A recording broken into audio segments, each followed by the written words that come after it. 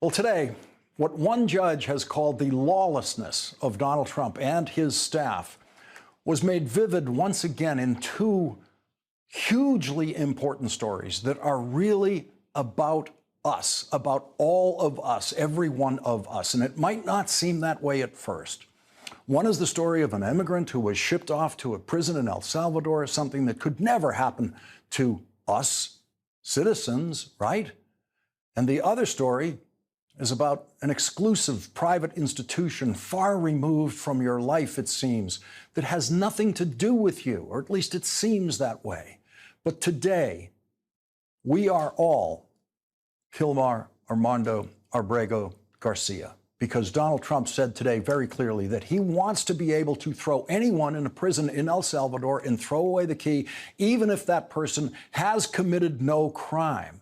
And that means us. That means all of us, because Donald Trump and his lawyers are insisting through the courts that even after they make a mistake, as they admit they did in the case of Mr. Abrego Garcia, they don't have to fix that mistake, and they can leave him in that prison forever. And if the mistake they make the next time with you or me is that they sent us to an El Salvador prison, even though we didn't commit a crime and even though we are United States citizens, that mistake cannot be fixed, according to Donald Trump and his lawyers. No American court can order that an American citizen illegally deported to a prison in El Salvador by Donald Trump can ever be saved from that mistake. That's the position of the President of the United States and his lawyers, and there has never been a darker statement made by a President of the United States or his lawyers about what it means to live in America than that statement. Donald Trump is the only president who believes he can snatch anyone off the streets in the United States, send that person to El Salvador, find out later that that person never committed a crime and is a citizen of the United States, or any other mistake Donald Trump made in the seizure of that person, and Donald Trump can leave that person in prison in El Salvador for the rest of time. That is the constitutional dementia of Donald Trump. Donald Trump and his lawyers brought the same constitutional dementia to an attack on our oldest American. Using his own library of hundreds of books as the very first contribution to Harvard University, a Puritan minister named John Harvard created America's first university in 1636, 153 years before the government of the United States of America was created. Harvard graduates played a major role in the creation of the United States of America, including the second president of the United States, John Adams. More presidents of the United States went to Harvard than any other school, and not one of those previous presidents of the United States, whether they went to Harvard or not, ever attempted to seize control over Harvard University, as Donald Trump attempted to do before he got crushed by the oldest institution in America today. The oldest American in that sense, Harvard University. Donald Trump and his lawyers threatened Harvard, as they have already to other universities, that they would be cut off from any federal contributions to the important research, including life-saving research done at Harvard and other universities, unless Harvard simply, in effect, made Donald Trump the president of Harvard. Donald Trump demanded control over the admissions policy at Harvard University. Donald Trump demanded in writing control over all hiring at Harvard University, from professors to the maintenance staff, to cooks in the cafeteria, to the football coach. Every single job at Harvard University was to come under control of the President of the United States. And the President of the United States alone would decide who should or should not be hired at Harvard University, who should or should not be admitted to Harvard College. Imagine Donald Trump sitting there in the Oval Office deciding who should be admitted to a university, who should be admitted to Harvard Medical School or Harvard Law School or Harvard Divinity School or the business school or the dental school or all the other graduate schools.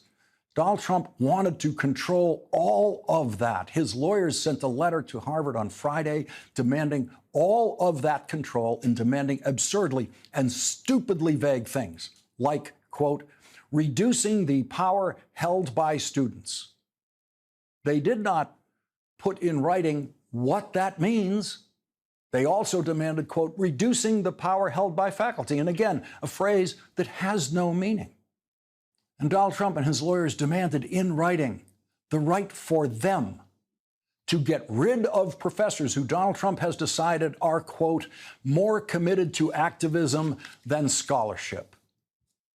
Harvard biologist George Wald, who won the Nobel Prize, was certainly as committed to activism as he was to scholarship during the Vietnam War.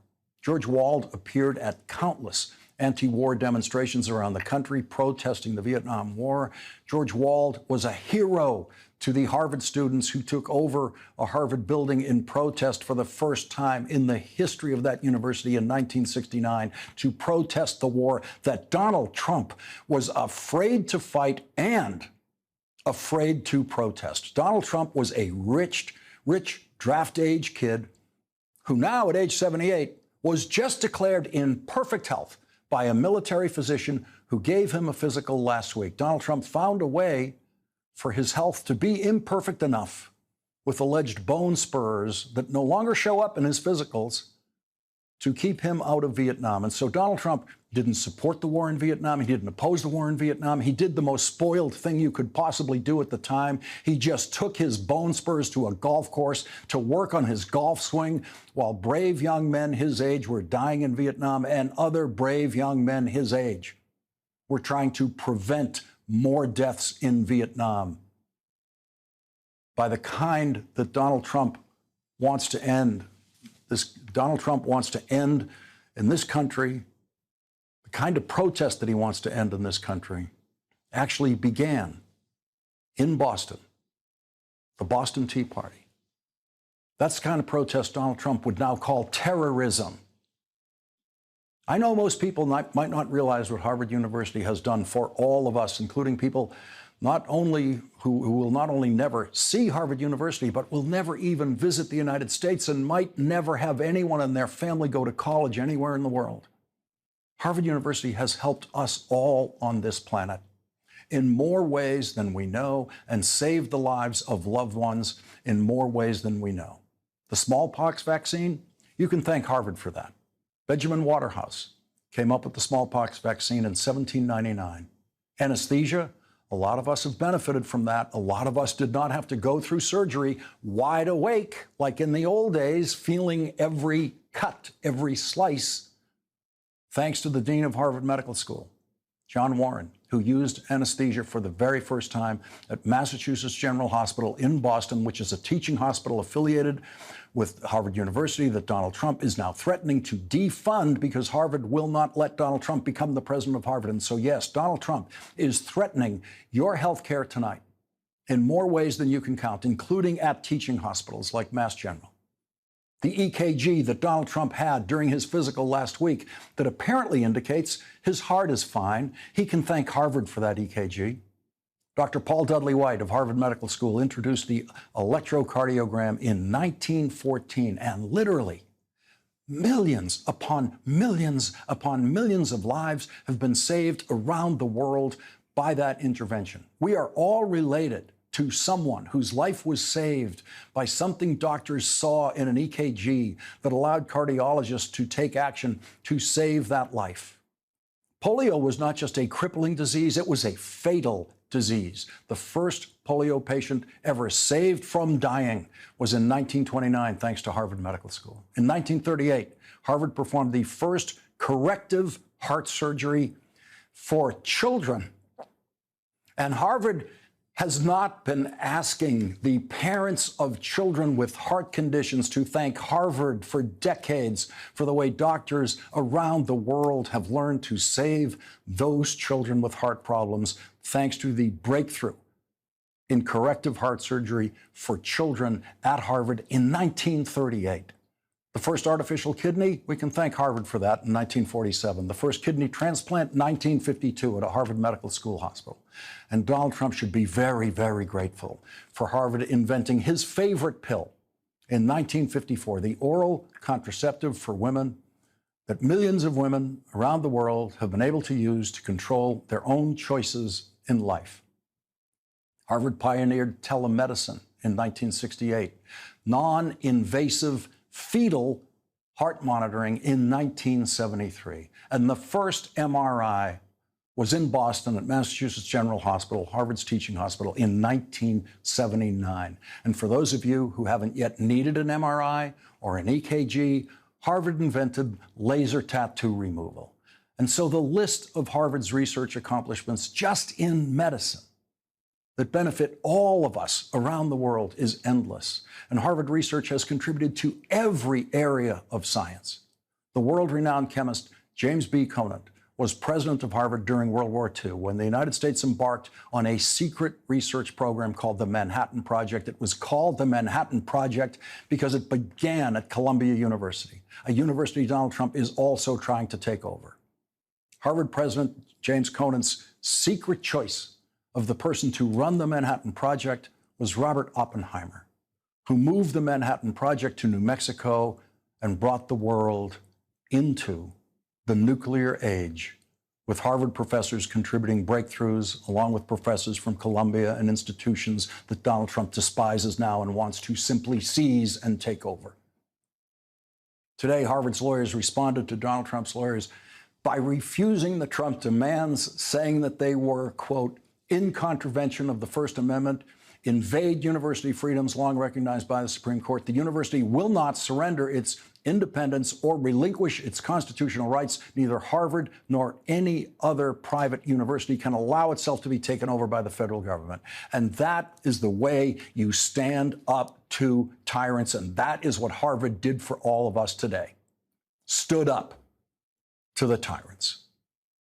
The pretext for the Trump attempted takeover of Harvard and other universities is that Donald Trump believes there is nothing more important for a university to do than to oppose anti-Semitism, which every one of these universities already does and did long before Donald Trump ever pretended to do that.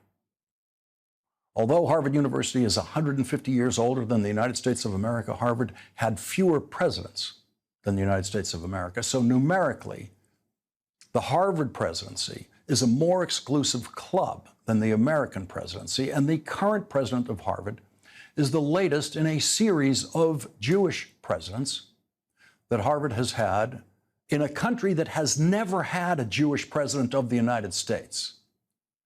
Today, Harvard's president, Alan Garber, who happens to be Jewish, sent a mass email to the Harvard community, which includes everyone currently affiliated with Harvard and everyone who has graduated from Harvard. And he said, no government, regardless of which party is in power, should dictate what private universities can teach, whom they can admit and hire, and which areas of study and inquiry they can pursue. We proceed now, as always, with the conviction that the fearless and unfettered pursuit of truth liberates humanity, and with faith in the enduring promise that America's colleges and universities hold for our country and the world.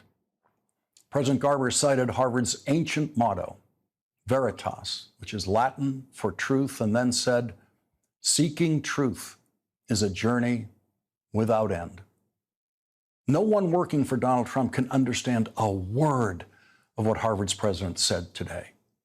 In the Trump lawyers' threatening letter to Harvard demanding changes at Harvard, they kept repeating the phrase, reforms must be durable. That was their word, durable. Harvard has a lot to teach Donald Trump and his lawyers about what durable means. 389 years. How's that for durable? Harvard is much more durable than Donald Trump and his lawyers, and Harvard will be there long after them.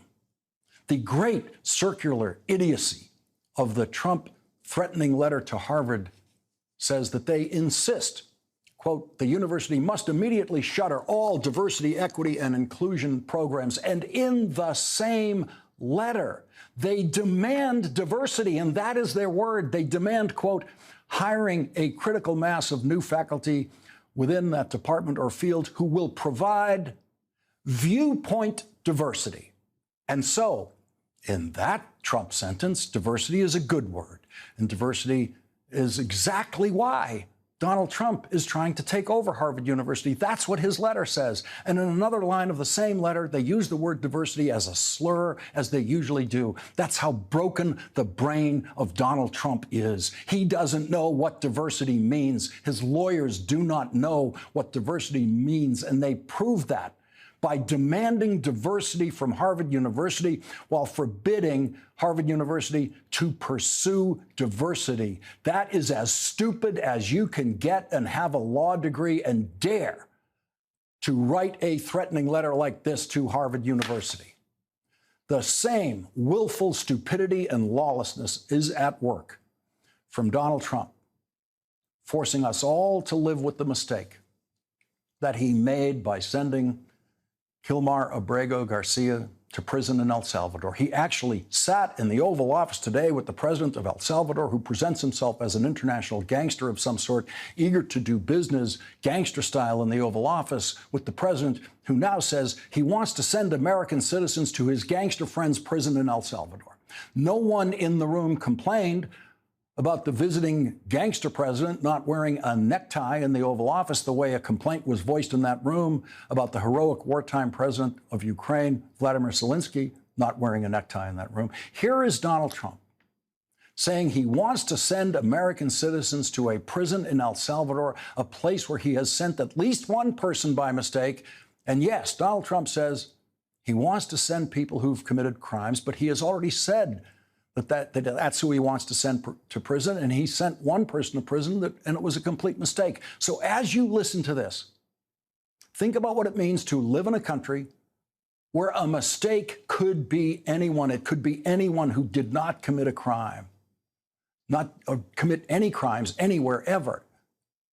Someone just grabbed by masked federal agents of Donald Trump, as we have seen them do to other people on the street, thinking that couldn't happen to us.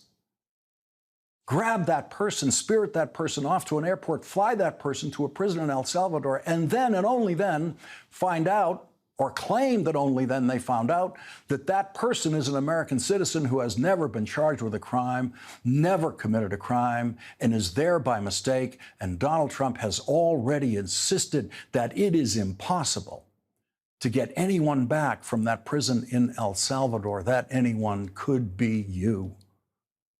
Listen to what Donald Trump said today and understand he could be talking about anyone you know, anyone in your family, anyone.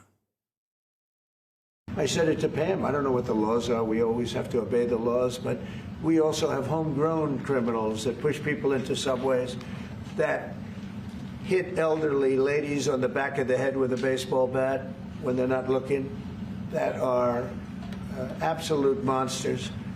I'd like to include them in the group of people to get them out of the country, but you'll have to be looking at the laws on that.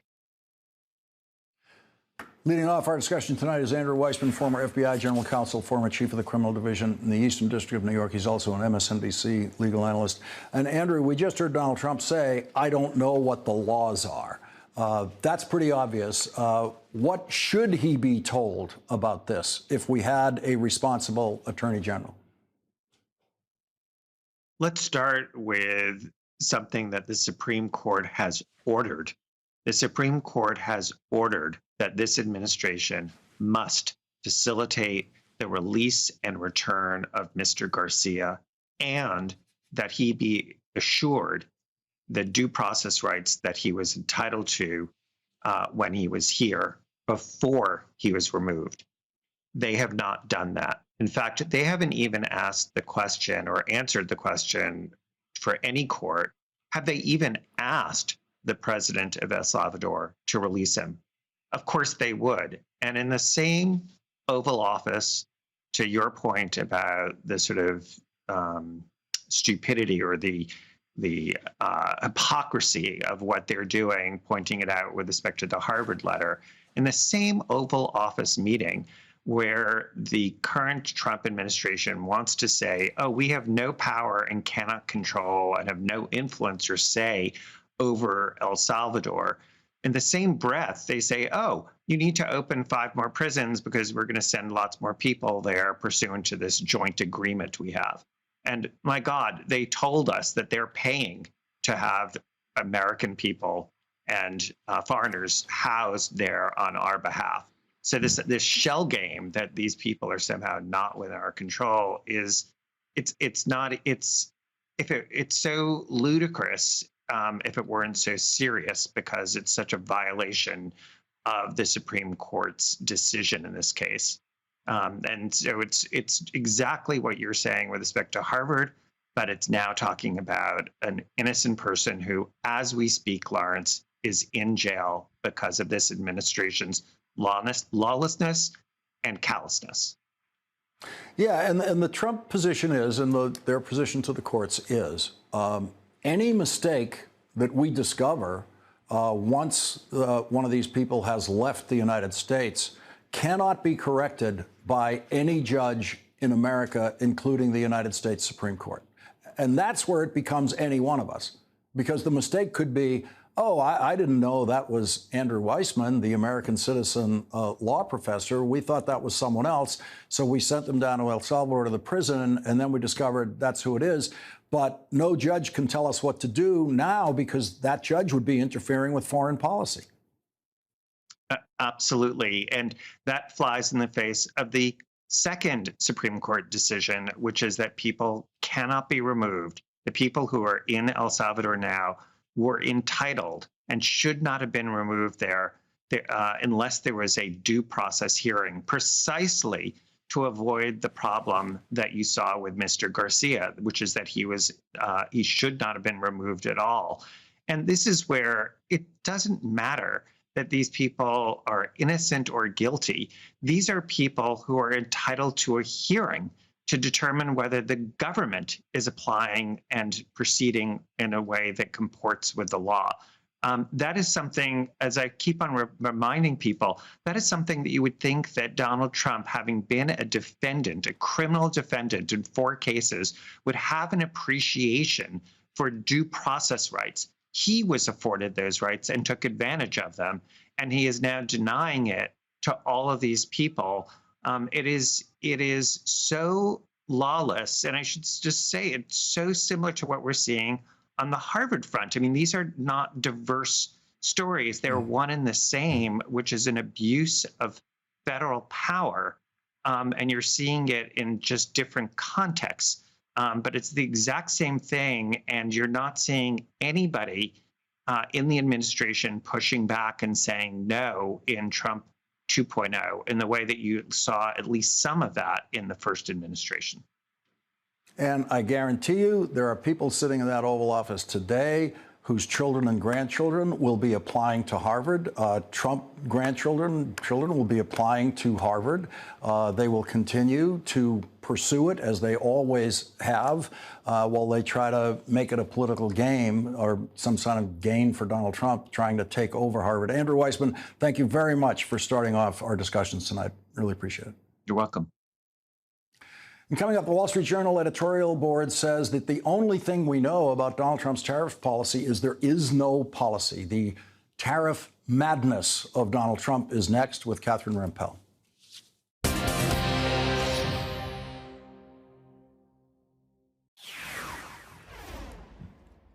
The stock market went down again today thanks to Donald Trump's tariffs. CNBC reports, quote, the major stock indexes ended Monday's session higher, buoyed by the tech sector after the Trump administration announced exemptions from reciprocal tariffs for electronic products such as smartphones, computers, and semiconductors. At 10:36 p.m. on Friday, the U.S. Customs and Border Protection's office said that smartphones, computers, and other electronics from China are excluded from Trump tariffs in a notice to shippers. 2 days later, Donald Trump posted, quote, there was no tariff exception announced on Friday. These products are subject to the existing 20% fentanyl tariffs. The Wall Street Journal editorial board wrote about Trump's, quote, exceptional tariff weekend. So what happened and what's the real policy? Who knows? These Customs and Border Protection exemptions would be good news for consumers who are otherwise facing much higher prices for smartphones that are a staple of modern life. How would you like a $2,400 iPhone? Welcome to the new tariff economy, where you still pay onerous taxes, endure punishing regulation, and now must also navigate the political minefield of arbitrary tariffs. Joining us now is Catherine Rampell, co-host of the new evening edition of MSNBC's The Weekend on Saturday and Sunday. She's also opinion columnist for the Washington Post. So, Catherine, have you made an emergency purchase of a new iPhone in the fear that there are going to be $5,000 iPhones around the corner? I have not. The problem here is that our president cannot keep the same tariff regime for 2 minutes, let alone several months. Who knows? Between the time that I walk from here to the Apple store, maybe the tariffs will have changed yet again and will be retroactive for all we know. That's part of the problem here. Consumers can't plan, businesses can't plan, multinationals can't plan.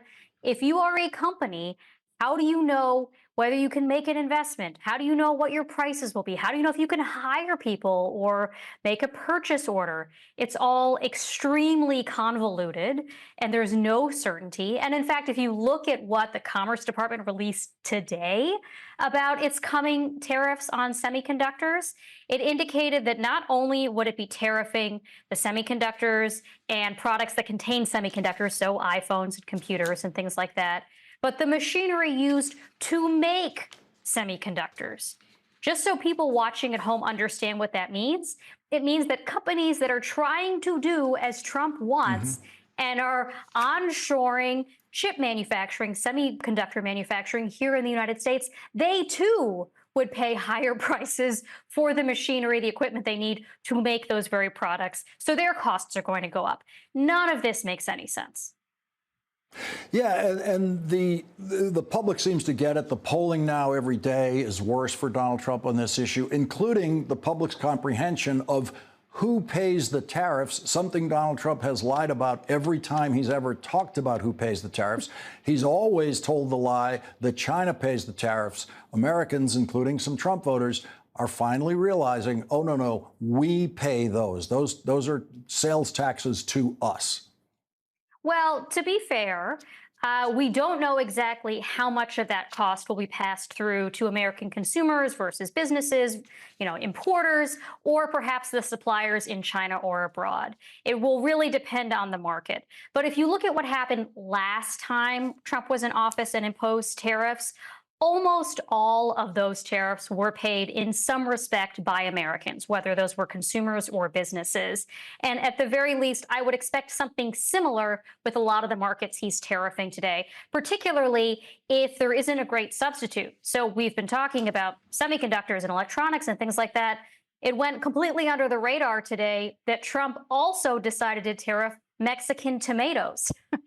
So if you voted for Donald Trump because you thought he was going to bring down your grocery prices, I have some very bad news for you, because about 2/3 of our tomatoes that are fresh tomatoes that are consumed by Americans in this country come from Mexico. And it doesn't seem likely that we are going to suddenly be able to produce, to replace that quantity here in the United States. So yeah, it's going to result in higher prices for Americans at the grocery store. Catherine Rampell, thank you very much for joining us tonight. Thank you. And coming up, Democrats are holding town halls in Republican districts where Republicans refuse to do it, refuse to face their voters. Senator Cory Booker did that yesterday in Arizona with our next guest, Arizona Democratic Congressman Greg Stanton. That's next.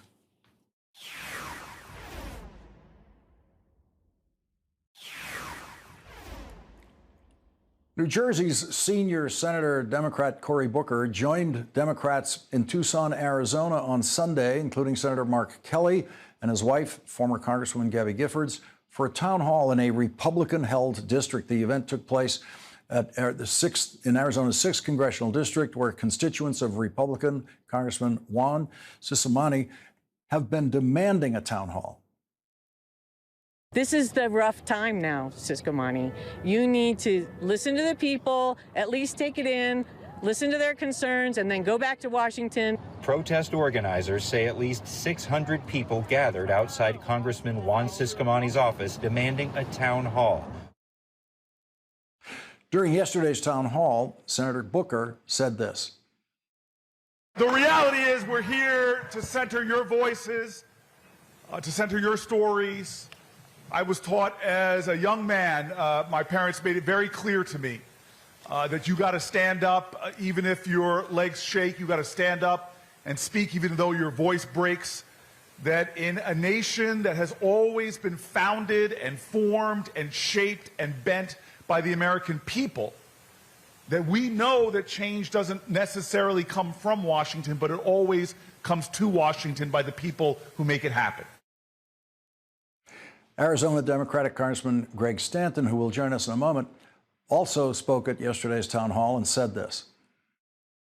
So we want to change the political calculus. We want Congressman Ciscomani and Republicans around this country not to have their top motivating factor fear of Trump, but respecting the people that they represent. That's what this town hall is all about. Joining us now is Democratic Congressman Greg Stanton of Arizona. He's a member of the House Foreign Affairs Committee. Congressman, what were the was there a single major issue at this town hall that was of concern for these voters? Well, first off, it was a huge crowd. It sold out in no time at all. They had to turn away a lot of people to participate. The single theme was people in Arizona and across the country are really angry. They're angry at the chaos. Chaos in healthcare, for example, with the proposed dismantling of our Medicaid system, which would affect tens of millions of Americans. They're really angry about that. They're angry about the dismantling of our economy with these tariffs. People are really smart. They know that this is the highest tax increase ever proposed on the American people during peacetime, these tariffs, and then the chaos of going back and forth, whether they're on, they're off, what countries are on. Obviously, the district we were in yesterday is directly next door to Mexico. We need to have a strong working relationship with Mexico. These high tariffs will put us in a very difficult position to win the economic competition with China. The educational chaos, the attack on our universities, the attack on the Department of Education, the attempt to dismantle the Department of Education. People are angry at the chaos, and they came out in full force to express that anger. You know, and that point about the attack on the universities, the attack on Harvard is an attack on all universities. There's important research being done at the great research universities all over the country. We're going to have breakthroughs eventually on Alzheimer's and Parkinson's and other things that we're struggling with, and we don't know where they're going to come from. It might be in a lab in Arizona somewhere that does have some government funding to it, where the cure to things that are plaguing some of the senior citizens of Arizona is waiting to happen. Look, where we had the town hall with Senator Booker and Senator Kelly was right by the campus of a great American research university, the University of Arizona. And now Trump is cut off hundreds of millions of research dollars to these universities, doing basic research in things like trying to cure cancer. Our universities in America may be our greatest competitive advantage because they teach innovation, they teach entrepreneurialism, they teach leadership. And for this administration to attack these universities and see our Republican colleagues just stay silent, because what people are so frustrated about is not just what they're doing in terms of taking Medicaid away, proposing to take Medicaid away from tens of millions of our Americans, denying them the opportunity to see a primary care physician. They're equally as angry at the silence on the attack on our universities, the silence when President Trump encourages members of Congress to impeach judges, the attack on our judiciary just because they don't like a particular decision a judge has made. That is un-American, and the silence is deafening. And the American people understand exactly what's going on. And it's one of the reasons why these town halls have been so huge, because people want a format to express their anger. And we need to give it to them, whether it's in a Democratic district or a Republican district. The people turning out are not just Democrats. There are a lot of Democrats, but there are a lot of Republicans, a lot of independents who understand what is going on. This is attack on our government, attack on our institutions, attack on our veterans because they fired so many veterans from the Veterans Department and other government entities. People are angry and they want to express that, and that's what these town halls. It's why they're so important. Congressman Greg Stanton, thank you very much for joining us tonight. Thanks, Lawrence. Have a great one. Thank you. Coming up in Florida tonight, in a key Republican district, reliably Republican, Democratic Party leaders met with voters there to hear their concerns about Donald Trump's attacks on Social Security, Medicaid, Medicare, Medicaid, other government programs. Florida Congressman and former Florida Republican Congressman David Jolly was there, and he will join us next.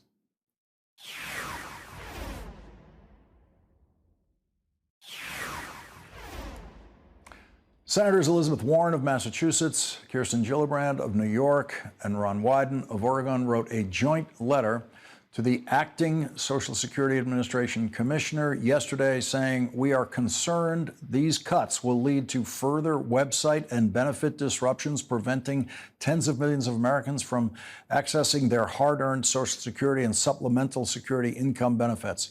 Republican Daniel Webster represents Florida's 11th congressional district. It's home of The Villages, one of the nation's largest retirement communities, reliably Republican. Since Congressman Webster refuses to hold town halls, tonight Democrats decided to hold one of their own, featuring, among others, former Florida Republican Congressman David Jolly. What is happening right now is happening across the country. Because we know what we see before our eyes, we are in a constitutional crisis right now. We're not waiting on one. We are in one. And it is okay to use language like that. It is okay to recognize it. And it is okay to say with every waking breath that we oppose Donald Trump and this administration. Joining us now is former Republican Congressman David Jolly of Florida. He's also an MSNBC political analyst. And David, you're there in The Villages, and I'm hearing applause for that message you delivered. And it's, give us the report from the field. What is getting through down there? We always wonder, there's so many things happening, from tariffs to deportations to that. What gets through and what gets through to those voters, many of whom are on Social Security, all of whom are on Social Security and Medicare. Right. Yeah, Lawrence, I'm actually doing about a dozen of these across the state of Florida, and there's some similar themes. Certainly, the anxiety and the unrest is over people's individual economic security, whether that's because they're in the market and given Donald Trump's moves with tariffs and the market crashing, or whether they're a beneficiary of Social Security services, veteran services, whether they're receiving some special needs services for a family member. The DOGE cuts are real to many people, and they're concerned about it. They're concerned about their personal security. But here's a fascinating thing, Lawrence. I ask two questions at the beginning of every one of these town halls. First, I ask, are you excited today to be a Democrat? And people roar. They're excited about being a Democrat in this moment. They are not laying down. They're not concerned about the overall brand of the Democratic Party. They believe in the values of the Democratic Party, and they believe Democrats provide the vessel to beat back Trumpism, but also to offer a positive alternative. And here's the second thing I ask. Are there any first-time attendees? Is this your first time at a town hall or a Democratic Club event, or the first time coming out? Lawrence, that number is amazing. If tonight we had 350 people total, 50 to 75, this was their very first time turning out for an event. Here's why it matters. If you look at the 2024 numbers, Democrats lost for a number of reasons, but one is too many Democrats stayed home. That's not the case now. Democrats are turning out. And the other is Donald Trump turned out a lot of first-time voters that overperformed for Donald Trump. Now you're seeing first-time participants in politics say, I want to be a part of the Democratic coalition. They are all asking the Democratic Party to provide a platform, to provide them infrastructure, to teach them how do we reach people and turn out votes to stop the direction of the country and to reorient around the values that are important for us. Listen, there is a political movement going on right now, Lawrence. It is a powerful thing to watch. And David, it is so unusual. In my experience, the idea of, the other side going into Democrats going into a Republican district for a town hall. Democrats were struggling, and Republicans too were struggling to get people to show up for their town halls in their own districts. And now you can get a bigger crowd by going to a Republican district. Well, look, I can tell you something else. People want to know that their representative is fighting for them, is fighting against Trumpism. Obviously, Republicans on the Hill have collapsed. Part of the constitutional crisis isn't just Trump's malfeasance, it's that Republicans have laid down. But I'll also tell you, Democrats are watching Democratic leaders just as much. Lawrence, you've been through a lot of cycles. I'm not sure this is as much of a blue wave cycle we're entering as it may be a throw the bums out. There is an anti-incumbent fervor and concern, but it's a very rational Democratic base right now that knows we just have to win. This is not a fight over ideology, left versus center. This is about how do we build a coalition to win and take back control. David Jolly, thanks for your report from the field tonight. Thank you, Lawrence. David Jolly delivers tonight's last word from Florida.